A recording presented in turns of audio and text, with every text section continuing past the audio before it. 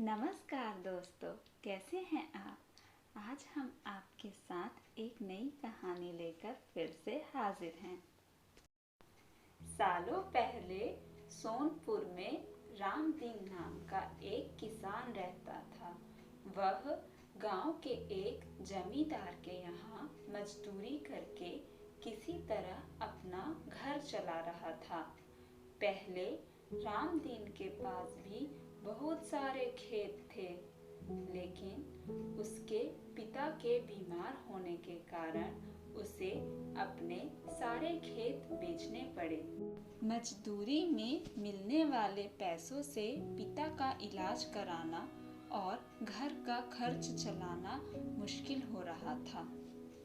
वो हर दिन सोचता कि घर की स्थिति को बेहतर कैसे किया जाए। आज भी इसी सोच के साथ रामदीन सुबह सुबह जमींदार के खेत पर काम करने के लिए निकला। खुदाई करते समय उसकी कुदाल किसी धातु से टकराई और बड़ी तेज आवाज हुई। रामदीन के मन में हुआ कि आखिर ऐसा क्या है यहाँ।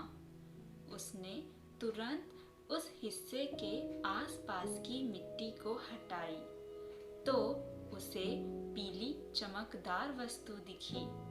वहां खोदा तो एक बड़ा सा पतीला निकला। पतीला देखकर रामदीन दुखी हो गया। रामदीन के मन में हुआ कि ये जेवरात होते तो मेरे घर की हालत थोड़ी सुधर जाती। फिर रामदीन ने सोचा कि चलो अब खाना ही खा लेता हूँ।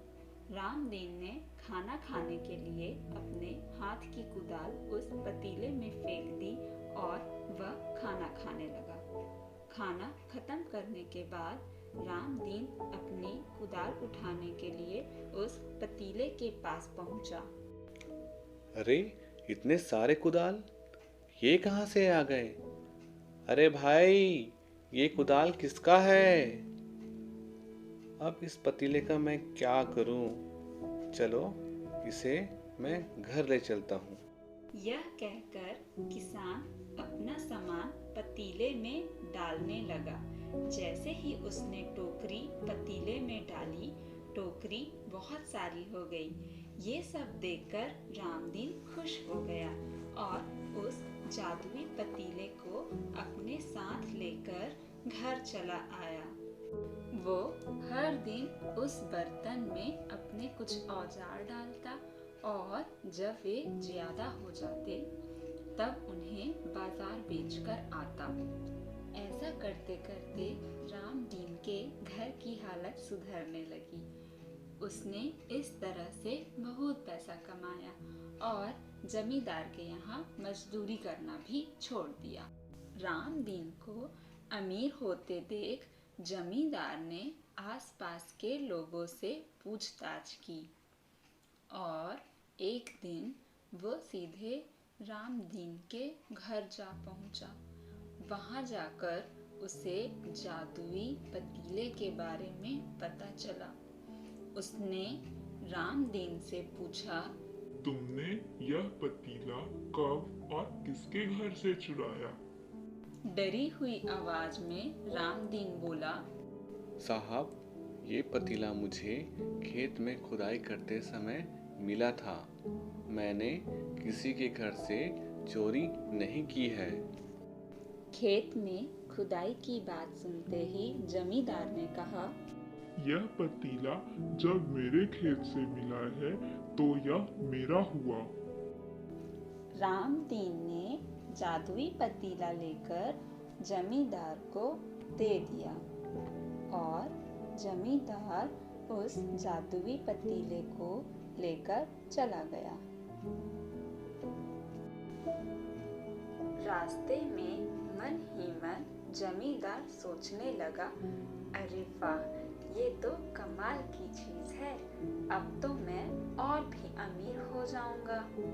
घर पहुंचकर जमींदार ने वैसा ही किया और घर में अपने सभी गहने पतीले में डाल दिया और वह रातों रात अमीर हो गया।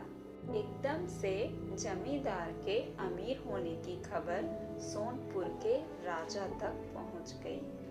पता लगाने पर राजा को भी जादुई पतीले की जानकारी मिली। फिर क्या था? राजा ने तुरंत जमींदार को बुलाकर जादुई पतीला मंगवा लिया। पतीले को देखकर राजा ने सोचा, मेरे पास तो सब कुछ है, क्यों ना अगर मेरे जैसे और भी हो जाएं तो हम सब मिलकर अपना साम्राज्य बढ़ा लेंगे। ये सोचकर वह पतीले में चला गया। फिर क्या था? देखते ही देखते उस पतीले से बहुत सारे राजा निकल आए। पतीले से निकला हर राजा बोलता, मैं सोनपुर का असली राजा हूँ, तुम्हें तो इस जादुई पतीले ने बनाया है। और ऐसा होते होते सारे राजा आपस में लड़ने लगे और लड़कर मर गए। लड़ाई के दौरान वो पतीला भी टूट गया। जादुई पतीले के कारण राजमहल में हुई इस भयानक लड़ाई के बारे में नगर में सबको पता चल गया। इस बात की जानकारी मिलते ही मजदूर रामदीन और जमींदार ने सोचा कि अच्छा हुआ हमने उस जादुई पतीले का इस्तेमाल सही से किया। उस राजा ने अपनी मूर्खता के कारण अपनी जान ही खो दी। तो दोस्तों, इस कहानी से हमें दो सीख मिलती है। पहली कि मूर्खता का अंत बुरा ही होता है, और दूसरी यह कि हर सामान का इस्तेमाल संभाल कर करना चाहिए। किसी भी चीज़ की अति हानिकारक हो सकती है। दोस्तों, यह कहानी आपको कैसे लगी हमें कमेंट करके ज़रूर बताएं, और हमारे इस चैनल को लाइक, सब्सक्राइब और शेयर करना ना भूलें। धन्यवाद।